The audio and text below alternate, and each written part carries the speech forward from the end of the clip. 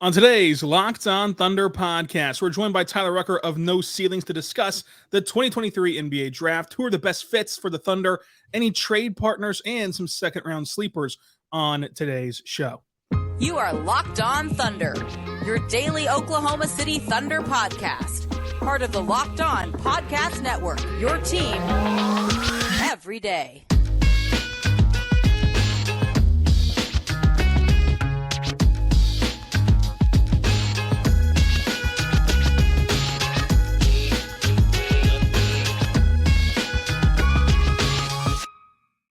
Let's get it going on the Locked On Thunder podcast, on the Locked On Podcast Network, your team every day. I am your host, media member, and editor-in-chief over at thunderousintentions.com, Rylan Stiles. You can follow me on Twitter at Rylan_Stiles. Follow the show on Twitter at LOThunderPod. Email the show, LOThunderPod@gmail.com. On today's show, brought to you by FanDuel. FanDuel Sportsbook, official sportsbook of Locked On. Make every moment more by visiting FanDuel.com/LockedOn today to get started. We're joined by No Ceiling Zone Tyler Rucker at Tyler_Rucker on Twitter to discuss the 2023 NBA Draft at length. Tyler, how are you doing today? Rylan, I'm doing good. Thanks for having me on. Thunder up for all the diehard Thunder fans out there. I'm excited for this episode and excited to talk some NBA drafts. It's a beautiful time of the year. It is a great time of the year. Now, you just launched the draft guide at No Ceilings. You can go get that for $10. What is it like compiling that draft guide? Ooh, it's a war zone. It's definitely a lot of patience. I have to give a shout out to my entire No Ceilings team. Everyone's been working throughout the entire year on getting, we've got over, I think, about 18,000 words on 60 prospects. So scouting reports, graphics, analytics, everything you could ask for. And takes a lot of hard workers and a lot of patient folks on our team to kind of come together, and everyone has their own task, and the support and has been absolutely fantastic early on. So yeah, anyone that's looking to check that out, just go to NoCeilingsNBA.com and you'll find all of the information. Going to find that draft guide, going to find also some other great written work podcasts as well over there at No Ceilings. So what's it like for you when you sit down and you're about to evaluate a prospect? What are some of the things that you typically do? Well, it's a long process that you kind of got to almost get a feel for each individual player. And sometimes it takes a different path with each player. You obviously got to go back to the days of their high school ranks, see what type of player they were there and kind of evaluate them. And then, some of these guys are playing 1 year in college. Some of them are spending multiple years. And then you got the guys overseas that, you got to kind of get up to date with their journey and see where they've taken steps forward. And it's a long process, kind of gives some people headaches, but a lot of patience, a lot of checking in and seeing the growth and development of a player. So now we're at the time of the year where it's kind of just going back and reevaluating some film, kind of crossing the T's and dotting the I's. And it's a great time of the year, but I'm ready now. I think the whole No Ceilings, a lot of draft community fans, we're ready to go with the draft, less than 30 days away. So with the draft approaching and all the work that you've done on the draft, is there someone who immediately jumps out at you at pick 12 for the Thunder? I think OKC's, I have to give you some shout out, Rylan, because I heard your last episode where you were talking about the Boston Celtics and having a little bit of, vibes with the Thunder. And I was like, thank you. Somebody else sees this. I've talked about that a lot on the No Ceiling show. But at 12, I think OKC is a really interesting team, obviously, because this is a team that's probably not going to be picking in the lottery, hopefully, for the foreseeable future, just because of how much talent they have going forward. And they've got a lot of future first-round picks. So they're all of a sudden become a dangerous team. I think personally, I think they're in a great spot to add a really interesting wrinkle to their roster. And I think that's three-point shooting. And at that 12th pick, I think you're going to have the potential to have names like, Gradey Dick from Kansas, Jordan Hawkins from UConn, maybe even Jet Howard from Michigan. I mean, I think that's the next type of recipe to add to this roster that could really get things cooking. Because obviously Chet Holmgren is going to come back this year.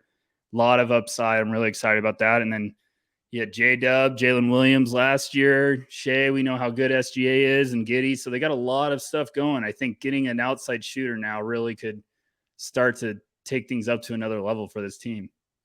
So let's focus on Gradey Dick for a second, because I think he is more than just a shooter, and I think that he is a really good prospect. However, some think that that's my Kansas bias. So I'll let you have the floor and discuss what you see in Gradey Dick. You know, all those guys I mentioned, they're always going to get the tag of like, oh, they're the 3-point shooter. But I think each of them have a different dimension to their games. And when you talk about Gradey Dick specifically, really intelligent basketball player. And not just when it comes to obviously like floor spacing, catch and shoot opportunities, but he's a fantastic cutter. He really understands how to, you know, find the lapses in a defense. And when you're talking about his fit with the Thunder, that's going to be really intelligent, you know, combination of Chet Holmgren. A lot of people will get obsessed with his length and size, but he's a very intelligent basketball player when it comes to playmaking. There's some upside there. Then you put Giddey with, you know, some great size, and obviously him being the Wizard of Oz, we understand what he can do with the ball in his hands. So then you add someone like Gradey Dick, who's such a talented off-ball mover, backdoor specialist, and then all of a sudden steps out and has limitless NBA range. I think that's where Gradey Dick could really make a lot of sense with this team. And a lot of people are going to kind of talk about his defense and almost think that there's a weakness there. I think Gradey Dick's a really smart team defender. And when you're putting him alongside all those pieces they have, especially with Chet Holmgren, you know, protecting the basket, I think that would make Gradey a much better player right away. And he's not going to be someone you're playing off the court. I really think that. I think he's a smart enough team defender that he's going to help you out. And, you know, 6'8" with really sneaky athleticism. I know a lot of people are going to laugh at that, but he can get up there and he finishes with some nastiness. So I think Gradey Dick would be a fantastic get if that's the way the Thunder want to go. Yeah, I really stress the fact that, you know, he's not a point of attack defender, but he is a good team defender. Yes. And with the Thunder, they have enough pieces to where they already play this kind of team style of defense anchored by Lou Dort, and then Chet whenever he comes back this year, Chet, you know, and so on and so forth. Even SGA grading out as an excellent defender. So at 12, another name would be Leonard Miller, that is like very popular with Oklahoma City. What do you see in his game, and even more so specifically with the Thunder? He's become the wild card of this whole entire process, because coming into this year, I thought Leonard Miller needed the G League Ignite, and the Ignite needed him, because it was the perfect marriage of just, he needed the developmental path and the experience and the playing time. And I got the opportunity to see him live in person this year when they were scrimmaging Victor Wembanyama and the Metropolitans. And right away I was like, okay, this is going to be their next project. Like, this is the guy they really need to install some confidence, let him grow. And the player from the beginning of the year to the end of the year is a completely different. It's unbelievable the strides he took with his development. So he's going to be a wild card, because there's great size, there's athleticism. He has a little bit of flashes in every area that you're like, whoa, okay, is there something special here? It's just, what team is he going to fit with the best? Now, the idea of him going up next to Chet Holmgren in that Thunder lineup, that's going to be really intriguing. 6'11", 6'10", with great length, a little bit of playmaking upside, some nastiness defensively. I still think there's some rawness, and that's expected with his youth. But at 12, it would have to be okay, we're all in. We really believe in the upside of this. And if you do, I mean, I'm never going to doubt Sam Presti. I think we've seen that before. But he's a name also, I think maybe you're talking about trying to go back up to get him. If you make a pick at 12 and then you're trying to use a future pick to go get him, maybe that's the route you go. Maybe you trade back from 12. I don't really know if I see that with the Thunder. I feel like if anything, they would try to go up. So you mentioned there the wild card and not doubting Sam Presti, and that's perfectly leading into this. We've seen where Sam Presti will just select his guy wherever they're picking at, and it doesn't really matter what the consensus or projections are. If you had to look into your crystal ball and say, in the next 20 days at pick 12, Sam Presti will take this player who none of us are truly thinking about at pick 12, who would you guess that might be? Ooh, you really put me on the spot here, Rylan. Yeah, if I had to just have a wild card name to throw out there, and it's them staying at 12, I'll give you two names. I think one would be Colby Jones of Xavier. Now that's just an out of left field. I'm throwing that one out there. I think he checks a lot of boxes when you're looking for what the Thunder, could potentially like. I think he could be this year's Jalen Williams when you're just talking about kind of an upperclassman who does a little bit of everything on the offensive side of the ball. Obviously, the Thunder have about 56 guards right now, so we'd have to figure out that. But just high basketball IQ, great feel, really good defensive player, took great strides with his outside shot this year. I think that would just be a guy that checks a ton of boxes. And then another name I would throw out, which I think makes a lot of sense, is Bryce Sensabaugh of Ohio State. That's the shooter. If you're looking for a shooter for the Thunder, Sensabaugh has the potential to be an efficient elite one. He's got some defensive room for improvement, but when it comes to just a bucket getting machine, I don't know if there's one as good as Bryce Sensabaugh in this class. I mean, he's coming off a very impressive year, and if medicals check out, if everything checks out, I think he could be a little bit of a name to keep an eye on if you're a Thunder fan. That's some great stuff. Now, I want to leave with this one. Give me a little synopsis on what Keyonte George brings. Man, you're really hitting my soft spots here. I love Keyonte. I think this is going to be one of those guys that just kind of slips through the cracks throughout this whole process, and then someone just is all in on his tools. I got to see him in person this year. I was really impressed, but it's funny because he was listed at about 194 at the beginning of the year, and I saw him in person. I was like, there's no chance he's 194 because he's just really stocky. And then saw recent videos, and I've heard about just his body's in fantastic shape now. He's lost some good weight, and I think that's going to help a little bit with his explosiveness. But a lot of people are going to get married to his percentages throughout the year. They're a little lower than you want to see. He's hovering right around 40% from the field. I think it's a little bit that system where it was kind of just like, here, it's your turn. You take over. They had a really talented backcourt. But Keontae's highs, when he's cooking, he's almost as good as anyone in this class when it comes to just taking over a game, his shot making, his multi-level scoring ability. I really think he's going to be kind of a potential gold find, if you want to say it that way, with an NBA team. He's one name I just can't get over for the Thunder, because I think if he's on the board and they buy in, you might say, hey, we don't care about positions right now. We're just taking the best player available and we'll figure it out. And maybe that's the wrinkle you add to your team when it comes to, okay, we're getting a floor spacer now. And you can run a lot of different lineups out there with the size that J-Dub has. I know he spent some time at the 3 last year. Josh Giddey, you can just put him everywhere on the court. Maybe Keyonte is the one you put next to him, and you just hand him the ball, let him go to work, especially with Chet Holmgren on the court. Yeah, I think that he's someone that's getting overlooked by the majority of fans at 12, but the consensus mock draft sometimes have him there at 12. So I just want to get your thoughts on him. Now, coming up, let's talk trade partners. Who would be worth trading up? Who would be worth trading back into the first round?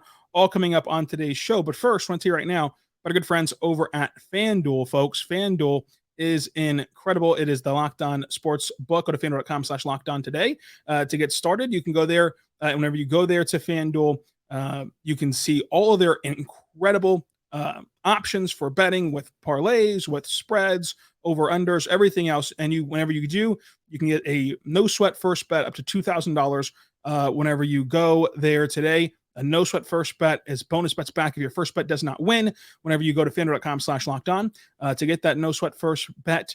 And it's awesome because you can bet on every sport. So even though basketball is winding down, you can still bet on baseball and every other sport imaginable as they all start to roll and ramp back up. For example, finals game 1, Heat go into Denver. The Heat are 9-point underdogs in Denver in game 1. So if you think that that's too much of a spread, you can go bet to the Heat to cover. Or if you think that the Nuggets are going to just blow them out, you can bet on the Nuggets there. So go to FanDuel.com today. Go to /LockedOn, and then you can get started with that no sweat first bet. Go check it out today. We're back on the Locked On Thunder podcast, on the Locked On Podcast Network, your team every day. Thank you so much for joining us on today's show. We're joined by Tyler Rucker of No Ceilings. We'll get the draft guide that's out now, previewing the NBA draft. Tyler, the the conversation around the Thunder has been about trading up, and that's been a mixture of because of the team's success last year and because they have 4 first-round picks in the 2024 draft class, plus all their future picks. If you were in control of the Thunder and you had to trade up, who is the guy you're circling that you would just desperately want to trade up for that you could realistically see happening? Jarace Walker. I think that's the absolute slam dunk for the Thunder if you could get him. He's been a player that I've had extremely high on my personal big board the whole year. I think he is a dream fit next to Chet Holmgren when you're talking about the defensive upside, the playmaking that both of them have. He's just everything I've heard about Jarace Walker has been outstanding the entire year when it comes to just the type of worker he is, the type of kid he is, the intel. It's been a clean sweep. It's just been fantastic. So I've been looking too. I promise Thunder fans, just because I'm obsessed with trying to figure out what the plan is for Presti and company. And I think it makes a lot of sense with all those picks they have for them to be aggressive and try to go up. And I think if you're looking at a couple names, I think it would be Jarace Walker is probably at the top of the list. I know he's got a lot of fans in that range, and teams are very smitten on him. But I also think, UCF's Taylor Hendricks could be another name. Maybe that's, 2 names that the Thunder feel really good about trying to go up and get. Yeah, my big 3 for the Thunder trading up has been Walker, Hendricks, and then Gradey Dick. Let's start with Walker. What would be a way in which he can be maximized by Oklahoma City? He's just one of those really versatile defensive kind of. He gives me a lot of vibes of Draymond Green, and I can't stand doing pro comparisons because a lot of people take that to the grave. But I think he reminds me of Draymond Green when it comes to his impact on the court without scoring. He flashed a lot of playmaking brilliance this year, but if you go back and watch his high school game at IMG Academy, he was, he ran the point sometimes. He was bringing the ball up, running the offense. So he's got a lot of really special gifts when it comes to that. Putting him and Chet Holmgren together is just an unbelievable potential move for an organization. That's where you really get cooking, and that could be the final piece of that starting lineup to move forward. I just think Jarace checks all the boxes where I think the Thunder would try to do anything they could to go up and get him. But problem is they're going to have to go to a range where there's a lot of teams when you're getting past the top 4 that are very intrigued with Jarace Walker. So OKC would have to say, okay, where can we go to get in front of a team and also convince that other team to come back to where we're at? And that's where the poker game comes in. And that's why it's going to be really interesting to monitor the buzz in this upcoming weeks. Yeah, that's going to be the issue with draft day trades. Is what I've always used on this podcast has been like the Luka Trae Young trade, where you not only have to trade up for a guy that you like, but you've got to be able to still deliver that team the guy that they want. And so that's where leaping up from 12 all the way up to 5 or 4 is difficult. And people kind of look at it and say, well, why don't you just offer this Godfather package of 12 and 4 future first? Well, the part of the issue would be they're not going to get their guy that they want in this draft if they go all the way down to 12. They'd have to be willing to sacrifice that for the luxury of some future first. Now, there are some teams you could talk yourself into, maybe like Washington, if they're truly going to rebuild through the draft, maybe that they would sacrifice some draft position for the sake of building up some draft currency. But that's kind of down the line. But I think that Walker would be my number 1 player in this draft for OKC. I'm just not sure that they can get to that range. I think that Taylor Hendricks might be a name that's kind of more reasonable in the trade-up range, if it's possible. What would it look like for you to have Taylor Hendricks on this roster both now and then in the future? I think a lot of similarities with Jarace Walker, but I think you're kind of getting a more, and I don't mean this in a bad way, a more vanilla version, which I think Hendricks alongside Chet is still a fantastic combination. I think if you can't get to a range where you're trying to get Jarace, and I think if OKC is going to have a shot, they're probably going to have to get ahead of Indiana because Indiana's probably going to be very intrigued with those 2 players too. But if Hendricks is still on the board and they could get up there to get him some way, you're getting another floor spacer with great size and shot blocking ability and defensive upside. And I think his pairing next to Chet is just as fascinating. I think some people are a little bit lower on Hendricks, and I understand why, because he's sort of just one of those players that's really smart, but just takes what you give him every time. I mean, he doesn't make things difficult on the court. And I think that's where he could really thrive with the Thunder is you'd make life pretty simple for him early on. You'd be like, hey, you don't have to do the heavy lifting offensively. We've got plenty of guys in the backcourt that could do that. Then you got Chet Holmgren right next to you. That's going to make life easier. That's a front court to really grow with. And I feel like Hendricks could come in early on and be like, hey, play good defense, space the floor, be a pick and pop weapon. That's another, wrinkle I think makes a ton of sense. But it's another guy that is going to be a popular name. I've heard great things about him, and it's tough because those are the two darlings. It's eye candy right now for a lot of teams. They're all trying to figure out, like, okay, how can we get Jarace Walker or Taylor Hendricks? And the good thing is the Thunder got a lot of ammunition. They just need to get someone to be comfortable with falling back to potentially their pick. And I don't know, maybe it's, I kind of threw the idea on social media today. I was like, maybe Orlando could make some sense where if their board at 6 isn't really, there's a kind of a bit of a drop off when you're talking about those players. Maybe Orlando falls back and has, 2 guys in the later lottery that they've really liked, that they're like, hey, we like this. We can get 2 guys that we have our eye on and pick up a couple future firsts. You never know. But like you said, Rylan, you got to be willing to go back. So you got to make that offer sweet enough. So as someone who studied this draft all year round and multiple years, the value in tiers in this specific draft, I want to ask you if this trade that's been very popular in Thunder circles makes a lot of sense value-wise. Is there enough value in the Thunder giving up pick 12 and next year's Utah pick, 2024 first-round pick owned by Utah, back to Utah for pick 9? Are you getting enough value going from 12 to 9 to warrant giving up those 2 picks? Ooh. Problem is I don't.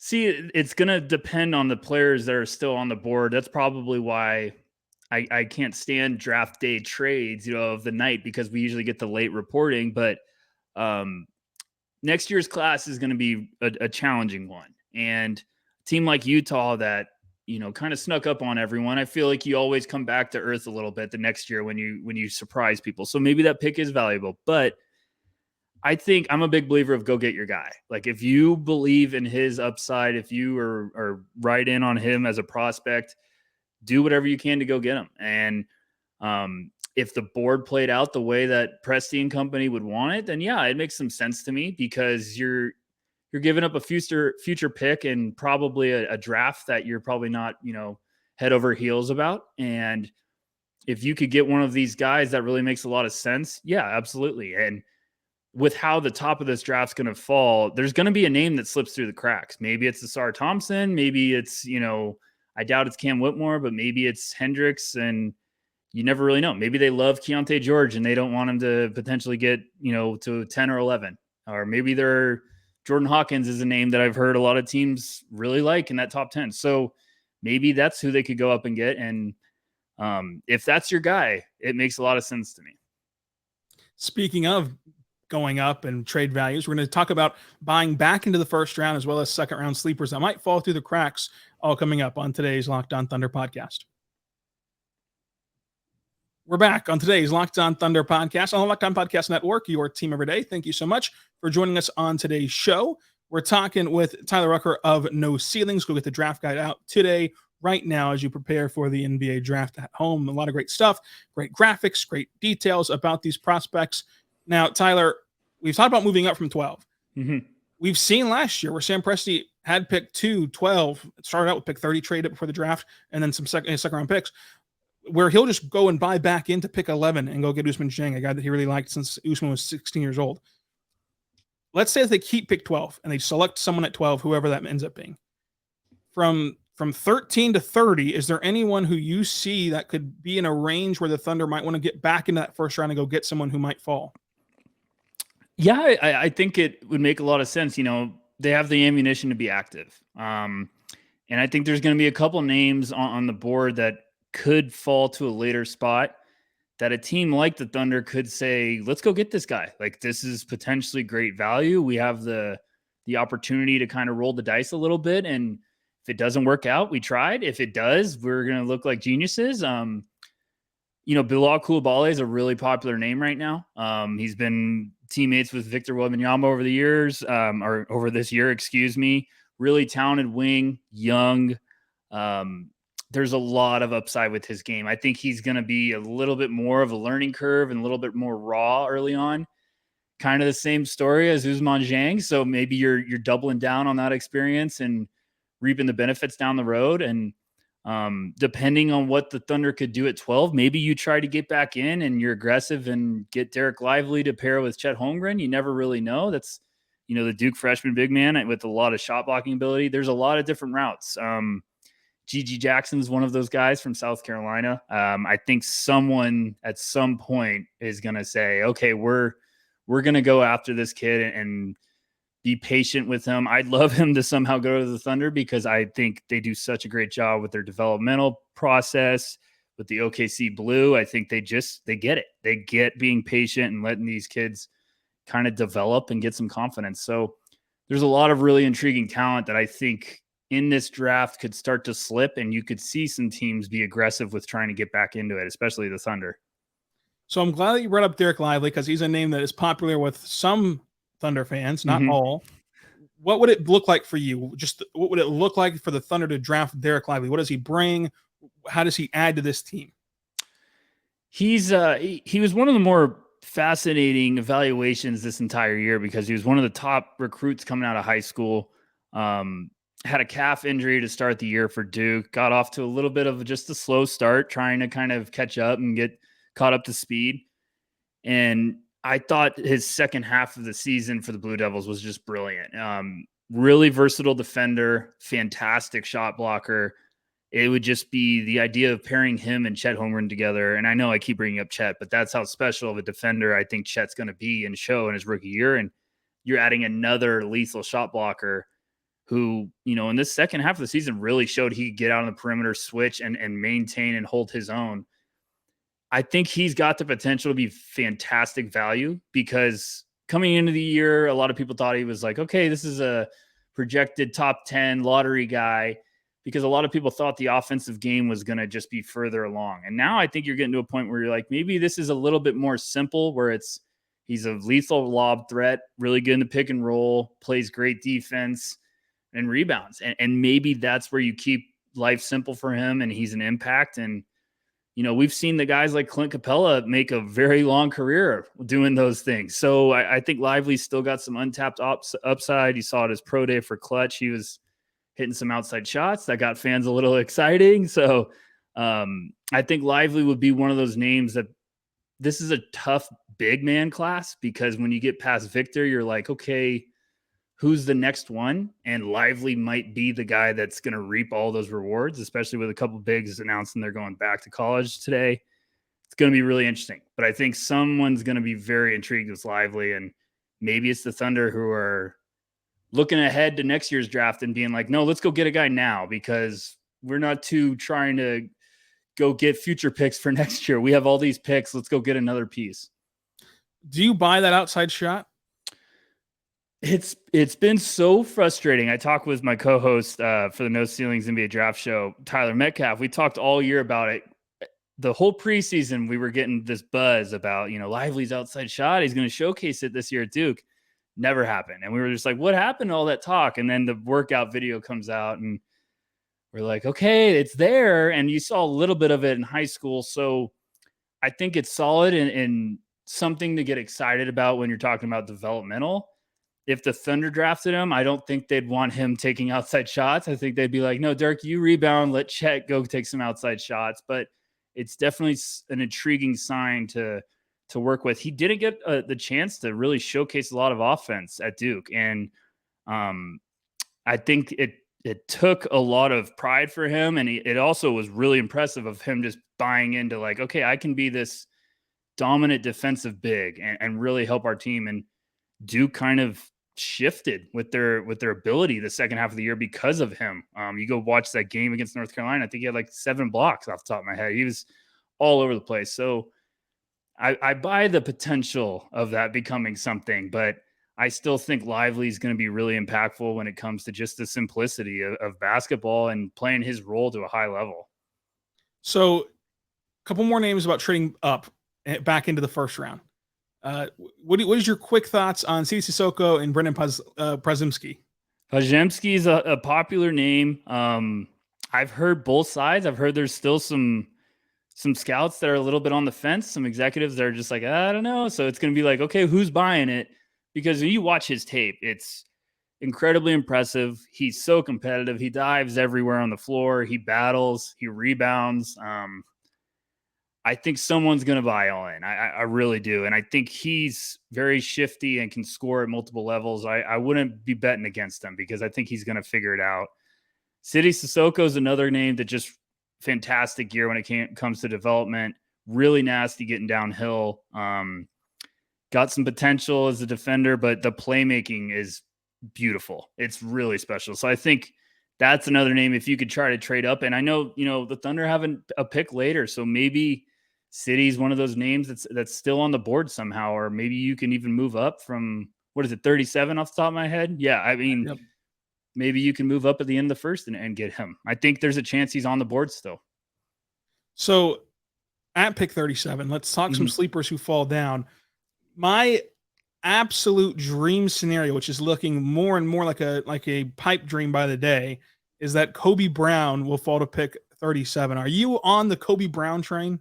Oh, I love him. Yeah, I think Kobe Brown might be, I think he'll be there at 37.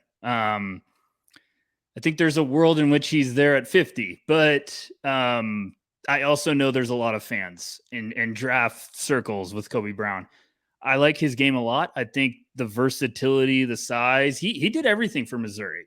They played him at almost every position. They had him, running the offense. They had him spacing the floor. They had him playing center sometimes. Like, he's a big boy and willing to do pretty much everything, a strong feel for the game. So I think he could be there at 37 for sure.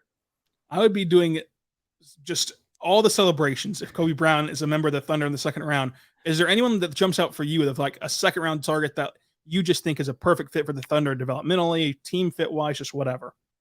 I still think Julian Strother of Gonzaga, if he's there, that would be an unbelievable value. I think he could go in the end of the first, but in this draft, when you get to about 25, there's, from 25 to 40, any name could go anywhere. It's really remarkable this year. Indiana's Trace Jackson Davis.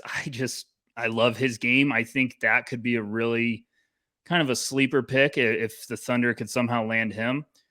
Just as a force, the playmaking took a fantastic stride forward this year. So that's another one. And then Jaime Jaquez of UCLA, I think, is a guy that we're going to look up down the road and say, man, he played 10 plus years in the NBA and just one of those mid-range guys that will battle in the trenches and has unbelievable footwork. And I think those are a couple of names I would be really pumped about if they landed with the Thunder at 37.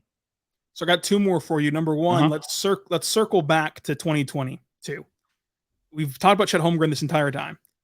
What was your evaluation on Chet Holmgren? Because I think that people get lost and like, hey, they won 40 games. Hey, Jalen Williams is so great. And they forget like what Chet Holmgren might be able to be in this league. So what was your evaluation this time last year of Chet Holmgren? I had him number one on my board the whole year. I saw him in person because honestly, I was like everybody else when I was evaluating him on tape. I was like, I don't know if this frame's going to work, and looks a little, it looked fluid, but it was a little like slow. And I was like, I got to go see him in person. That's what I always say when I kind of have a headache with the prospect. And seeing him in person, I was just jaw dropped immediately. I was like, man, it is smooth. There's a lot of offensive stuff that just in warmups, I was like, there's a lot of stuff here. And then defensively, I know everyone's going to be smitten on Victor Wembanyama this year. I still think Chet is ahead of Victor defensively. And everyone's going to be like, whoa, what are you talking about? Chet is very intelligent off the ball. Chet with his rotations, he's extremely aware. He understands where to put himself to kind of give him that edge like a chess player. I think Victor's length kind of makes up for a lot of his stuff right now. And don't get me wrong, they're both sensational shot blockers, but I think Chet's, understanding of angles and putting himself in the right spot is definitely ahead. And The offensive game, I know everyone's obsessed with his frame. He's very fluid in person. He's going to be a headache this year. I think we saw that summer league, and I think you're going to see that, especially with the roster they have. Now they're going to be dangerous, and now that floor is going to open up, and it's going to make life a little bit easier for Chet early on. So very high on his game, and that's why I'm talking about him so much, because the hype is real. If he could stay healthy this year, it's going to be a very fun ride for Thunder fans. So I want to end it with this last one. Historically, you've been evaluating prospects, everything. You have a whole company evaluating prospects. Historically, who is your biggest draft miss? Oh, you're going to love this one. I had SGA going later than he should have. I think I had him late teens on my board.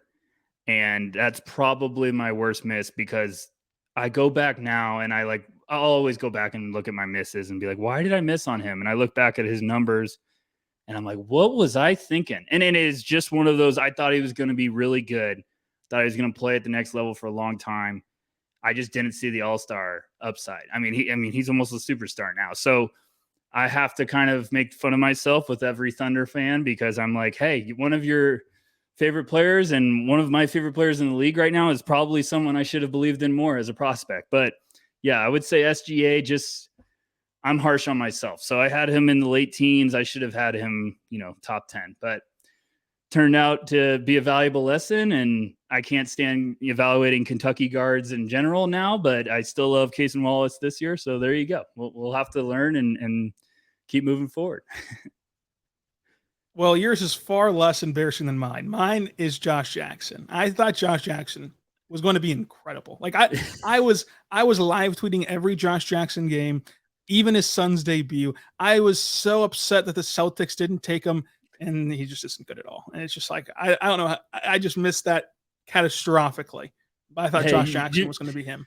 You probably weren't the only one, so don't worry about it. That's the tough part about this. There's no such thing as a guaranteed pick, and sometimes the situation is everything. And we always talk about the fit with draft, and the night of the draft, we'll look at all these guys and be like, I like where they ended up when it comes to fit. And then some of them will start being like, oh boy, I hope it works out. So that's why the draft's all about fit, and that's why we love it. And we love to dissect it every year. Tyler, thank you so much for your time. Very gracious with it. Let them know where they can get the draft guide and everything else that you want to plug. Just head on over to NoCeilingsNBA.com. You'll find all the information there. When it comes to our draft guide, thank you everyone for the support. Rylan, thank you for having me on. And this was an absolute blast. And Thunder up. I wish you guys good luck. And anytime you need me, just come asking. I'll be here. Let's do it. Thanks for joining us again. Go check out No Ceilings. Until tomorrow, be good and be good to one another.